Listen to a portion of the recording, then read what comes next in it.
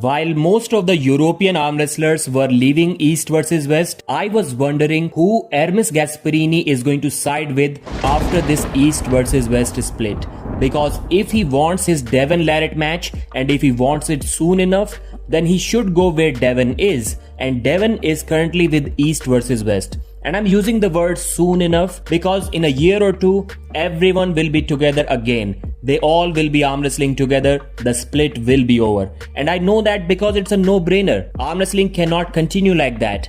The real money is where everyone competes together. But still, it doesn't seem possible this year. And to understand why, let's take a look at Hermes Gasparini's comment. Engin has been painted as a tyrant, but he's the father of arm wrestling. And if our sport has reached this level, it is only thanks to him who never stopped believing in it. The athletes who side with him do so of their own free will. This line is clearly not written by Hermes, and it's not AI either. So I wonder who is helping Hermes writing these lines. Engin's English is also not good, so I'm not even claiming that Engin told him to write this stuff. So basically he's saying that no one is forcing anyone to write these stuff. I am also with Engin. As soon as possible, I will publish a video on YouTube. I'm sure we're waiting for that. So this whole split happened and one party is saying that Engin made it literally impossible to work with him because he still tried to control everything and it was not possible. That's why they had to let him go or literally force him out of the organization. And Engin's claim on the other hand is it was literally written in their agreement that Robert Baxter signed. It said that Engin can still legally control some aspects of arm wrestling, some aspects of East versus West, namely the matchmaking, refereeing, rules, announcers and the commentators. So basically almost 100% of the product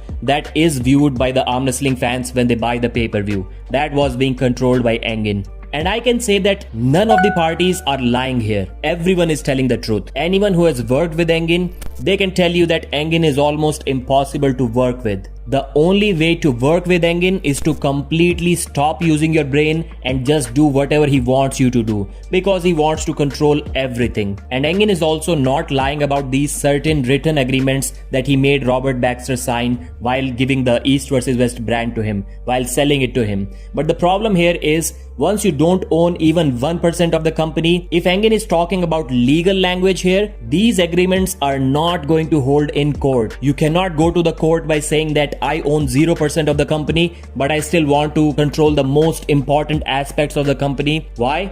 Because I had it written in an agreement. That agreement is not going to hold. Just because you got a piece of paper signed by someone doesn't mean it becomes lawful. My anticipation is they just signed it out of respect for Engin Terzi. I'll give you one example why this is problematic. Let's say Engin hires me as a commentator and I did a terrible job. And I also talked a lot of shit with Robert Baxter and Dexter Tan. I disrespected them. But since Engin controls 100% of who commentates the matches, he will invite me again.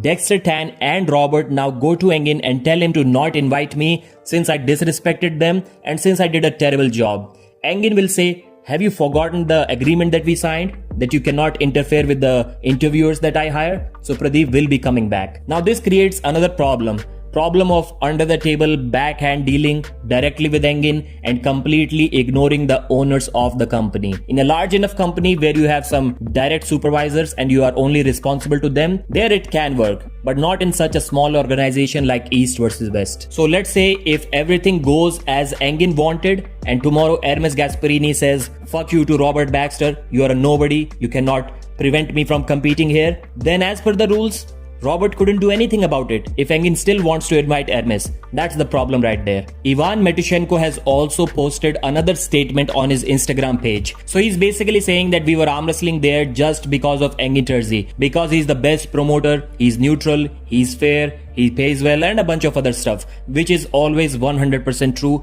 I'm not denying any of that. But he also did say towards the end that I really want Engin to be back in East versus West and I still think it's possible if we all are involved making the right decisions. So we should work together. My question is, did Ivan call Engin when he was selling 100% of the company? Did he try to stop Engin from doing that? If not, then why? But the suggestion is good. Everyone benefits if Engin and Robert work together. The fans benefit the most. Also the athletes, also the promoters themselves. So it's a win-win situation for everyone. But the only way to work with Engin is to completely do whatever he's saying, follow his instructions 100% and give him complete charge. And that as of now doesn't seem to be possible. So for now, my suggestion would be the best situation for all of us, something which is possible, which can be done, is Engin telling all the arm wrestlers to go back to East versus West, and meanwhile, simultaneously, he can figure out his stuff, his problems with the new owners of East versus West. Or maybe wait for his non-compete agreement to expire and then he can start his own new league, and then he can invite all of these arm wrestlers back. Because as of now, all of these arm wrestlers saying that they won't compete anywhere except Engin's league, it is ludicrous. It is hurting the sport more than anything else. Engin didn't create arm wrestling. All of these arm wrestlers were arm wrestling before Engin created East vs West, and they will be arm wrestling after Engin stops organizing as well. There's just no way around that. Imagine if Engin doesn't start a new league. He never does it. He just wants to stay retired, chill, enjoy the fruits of his hard work that he has done over the years. Then these arm wrestlers go to a new organization, and if the new owner of that new organization say that, I thought you said you are going to compete only with Engin. What happened then? What are these arm wrestlers going to reply to that new guy? Nothing. So I would advise them to not put themselves in this situation. Wait for Engin's non-compete agreement to expire. Until then, even if you don't want to compete there, just compete as a job. Think that you are doing a job for your family, and then it will be all good. A year or two later, Engin can start his new stuff and all can go there. Meanwhile, we can keep getting amazing arm wrestling matches. Thanks for watching, like the video, and I'll see you again.